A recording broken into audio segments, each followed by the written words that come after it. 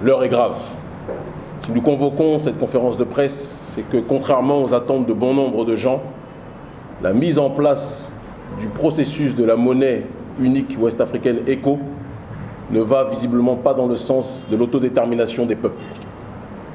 Avant toute chose, il est nécessaire de contextualiser la mise en place de cette monnaie, sa naissance, sa création, sa structuration, pour que l'on sache exactement où l'on va. Il faut savoir que la monnaie unique ouest-africaine date, en termes de projet, des années 1960, de la période des dites indépendances.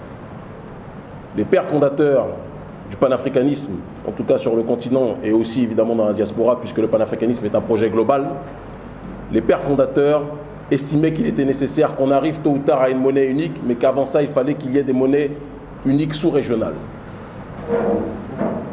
Initialement prévue pour décembre 2009, la monnaie unique ouest-africaine avait été reportée à janvier 2015.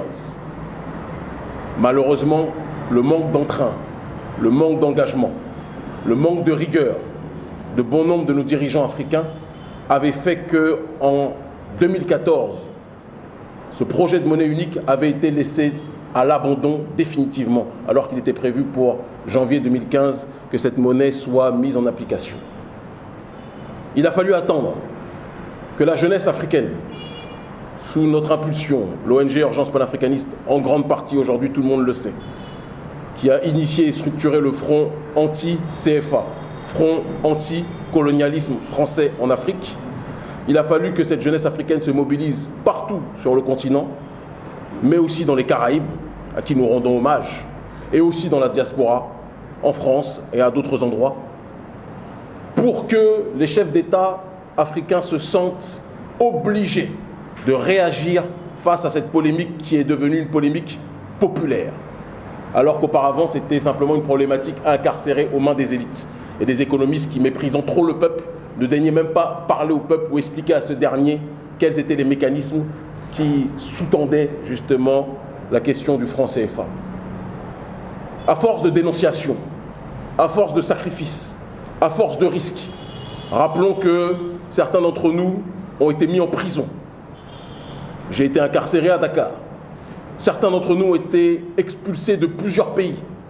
Certains d'entre nous ont été arrêtés systématiquement par la DST pour que cette problématique du franc CFA fasse partie du passé de nos populations qui sont plus que jamais paupérisées par ce néocolonialisme monétaire.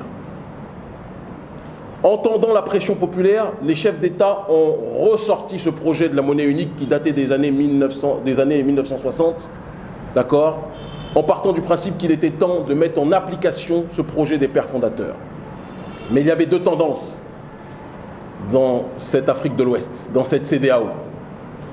Les pays qui ont déjà leur devise nationale et les pays qui font partie de l'UEMOA, autrement dit les pays de la zone franc, qui sont dirigés par le président de la Côte d'Ivoire, Alassane Dramane Ouattara, et soutenus par l'un de ses plus fidèles amis idéologiques, co-employé de la France-Afrique, Macky Sall. Il a été convenu lors d'un sommet de la CEDEAO des présidents africains que la nouvelle monnaie unique, l'ECO, s'appuierait sur un taux de change flexible. D'accord ? Serait dans une démarche en tout cas de taux de change flexible et serait lié à un panier à devises. Mais il y avait aussi comme conditionnalité à la mise en place de l'ECO qu'il fallait être dans une démarche de pouvoir respecter les critères de convergence. Et ces critères de convergence étant un déficit à 3% du PIB. Et c'est là où la France-Afrique a été extrêmement stratège. Parce qu'elle savait que les pays de l'UEMOA étaient ceux qui se rapprochaient le plus de ces critères de taux de convergence. 3% il doit y avoir, et la plupart des pays de l'UEMOA sont à 4 ou 5%, mais sont beaucoup plus proches de ce taux de convergence qui a été fixé que la plupart des pays en Afrique de l'Ouest ayant leur devise nationale. Et la France-Afrique a donc parié sur le fait que, étant donné que les pays de la zone franc étaient les plus proches de ce taux de convergence, ce seraient les premiers qui rentreraient dans la mise en application de l'ECO. Et en agissant de la sorte, il se disait que les premiers qui utiliseront l'ECO, seront les premiers qui auront la responsabilité de pouvoir orienter la politique monétaire de l'éco en tant que tel. Et la stratégie des pays de l'UEMOA, ce n'est pas que l'on fasse disparaître l'éco. Certains disaient pourquoi vous vous mobilisez contre le franc CFA puisqu'il est prévu que les États africains changent de monnaie et qu'on arrive enfin à l'éco. Non. Si nous étions persécutés encore cette année par cette question du franc CFA, par les dictateurs africains, c'est parce que ces dictateurs n'ont jamais eu pour objectif d'abandonner le franc CFA. La stratégie de l'UEMOA, ce n'est pas que l'on abandonne le franc CFA pour une nouvelle monnaie éco. Quand Alassane Ouattara va rencontrer son responsable politique et son responsable d'entreprise, nommé France-Afrique, qu'est le président Emmanuel Macron, il leur assure que le franc CFA est en bonne santé et que nous aurons un taux de parité fixe encore à l'euro. Chose que les militants anti-franc CFA dénonçaient par rapport à la question du franc CFA, en précisant qu'en étant fixé à l'euro, ça serait une monnaie beaucoup trop forte pour nos économies locales. Et cela anéantirait tout processus de compétitivité. Mais le problème est que l'argument que les chefs de cette France-Afrique scandent systématiquement, c'est de dire que le fait d'être dans le franc CFA ou d'avoir un taux de parité fixe par rapport à l'euro nous éloigne de la problématique de l'inflation.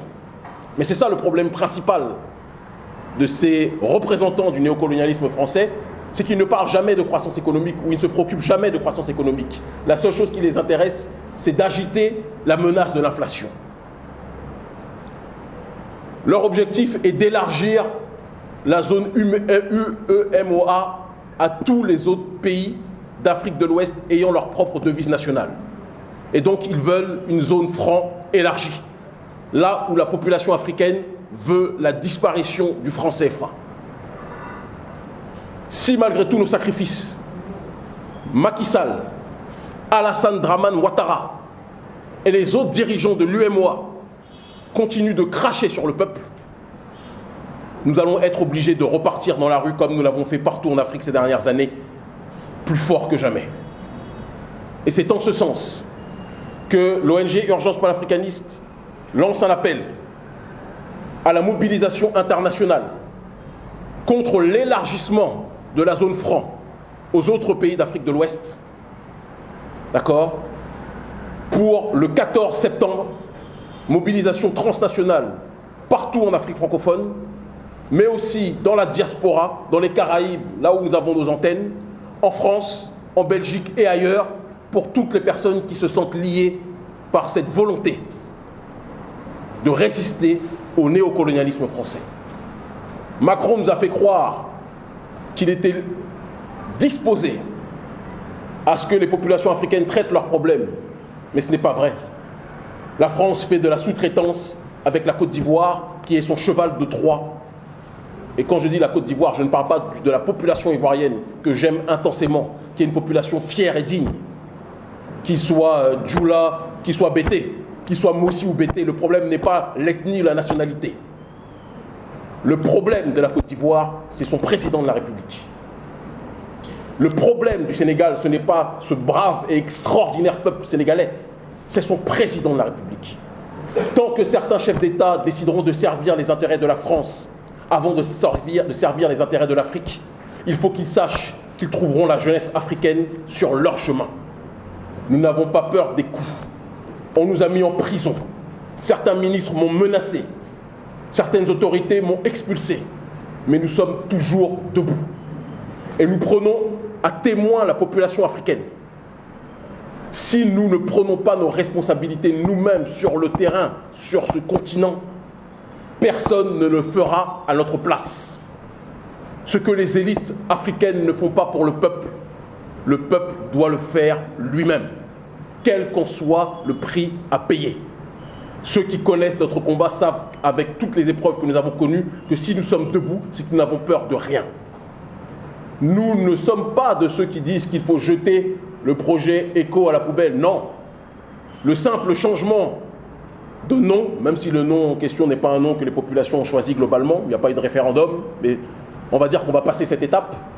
Le simple changement de nom témoigne que les présidents nigérians, les présidents ghanéens notamment, sont très sensibles aux cris et à la douleur du prolétariat de l'UEMOA et de l'Afrique de l'Ouest de manière générale. Et donc, nous prenons en considération leur compréhension. Mais nous allons faire ce travail de mobilisation et de lobbying. J'irai au Nigeria au mois d'août rencontrer mon petit frère Sean Kuti, le fils de Fela, pour qu'il y ait des mobilisations coordonnées, aussi bien dans l'UEMOA que dans les pays d'Afrique anglophone, Afrique de l'Ouest, mais même ailleurs s'il le faut, pour qu'il y ait une pression internationale contre la stratégie de la France-Afrique et de ses employés Alassane Ouattara et Macky Sall. Nous disons aux autres présidents africains, surtout ceux de l'UEMOA, arrêtez d'être terrorisés par Macky Sall et Alassane Ouattara. Je ne citerai pas le nom de ces présidents, mais je sais que certains d'entre eux sont d'accord avec nous, officieusement, puisqu'ils nous envoient dans chaque pays où nous nous déplaçons des émissaires pour discuter justement de la sortie définitive du franc CFA. Mais certains ont peur de se faire sanctionner par le géant de l'UEMOA, qu'est la Côte d'Ivoire, si officiellement ils se lèvent contre la volonté du président Ouattara qui voudrait élargir la zone franc aux autres pays. Nous disons à ces derniers, chers pères, chers aînés, quels que soient nos désaccords, prenez vos responsabilités. Si vous ne les prenez pas, on va vous pousser à les prendre. Non à l'élargissement de la zone franc aux autres pays d'Afrique de l'Ouest. Disparition effective du franc CFA, nous voulons.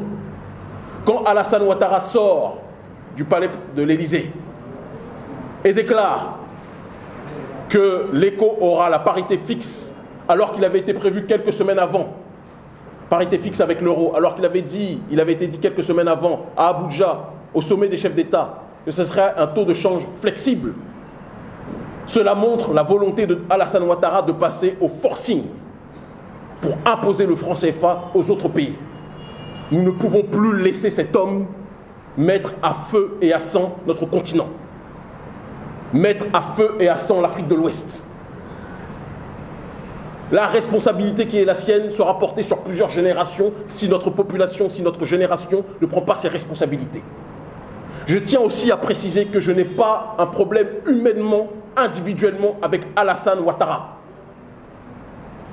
Mon problème n'est pas l'homme. Mon problème est sa soumission maladive aux intérêts de la France. Alassane Ouattara est un homme brillant. Nous aimerions qu'il se serve de son cerveau pour aider sa population à aller vers la voie réelle de l'autodétermination. Si nous devons suivre des exemples, nous préférons suivre les exemples du Ghana, qui a quitté le FMI si cher, notamment à M. Ouattara, et du Nigeria. On nous dit que le Nigeria a connu des inflations spectaculaires, etc., etc., etc. Il n'y a pas de problème. Le Nigeria est la première puissance économique africaine, jusqu'à preuve du contraire. Et nous faisons plus confiance à un pays comme le Nigeria, comme le Ghana, qu'à un président comme Alassane Ouattara ou un président comme Macky Sall. Et nous déclarons maintenant à Emmanuel Macron, qui est parti dans sa stratégie d'opération séduction vis-à-vis des présidents d'Afrique anglophone. Personne ne comprenait au départ pourquoi, ou du moins ceux qui réfléchissent le savaient, mais on va dire que le grand public ne savait pas pourquoi. Pourquoi il était dans une démarche d'aller draguer frénétiquement, sans gêne, les présidents d'Afrique anglophone. Mais parce que la stratégie de Macron, c'est de faire comprendre qu'il est beaucoup plus sécurisant d'être sous le giron du système franc CFA, même si on décide de le nommer désormais ECO, que d'être dans une démarche où l'ECO ne serait pas arrimé à l'euro. Nous ferons ce qu'il faut pour cela. Les 3 dernières années ont permis d'imposer le débat de la monnaie unique, de le faire ressortir des tiroirs, grâce à nous, le peuple. Mais je peux vous assurer que ce qui a été fait auparavant ne sera rien par rapport à ce qui sera fait le 14 septembre pour cette mobilisation internationale contre l'élargissement de la zone franc aux autres pays d'Afrique de l'Ouest. Stop Ouattara. Stop Macky Sall. Stop la France-Afrique. Stop la France-Afrique. Nous devons avoir le droit de décider de notre propre destinée. Nous devons avoir le droit de décider de notre propre avenir économique, de notre propre avenir politique. Le peuple doit cesser d'être attentiste. Nous ne pouvons plus accepter que les présidents qui se servent de nos pays comme si c'était des entreprises fassent ce qu'ils veulent sans tenir compte des priorités du peuple.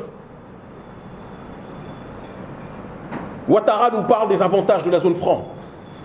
Mais doit-on lui rappeler que la zone franc entraîne une faiblesse des échanges spectaculaires entre les pays d'Afrique de cette zone franc? On parle de 15% d'échanges entre ces pays contre 60% à l'intérieur de l'Union européenne.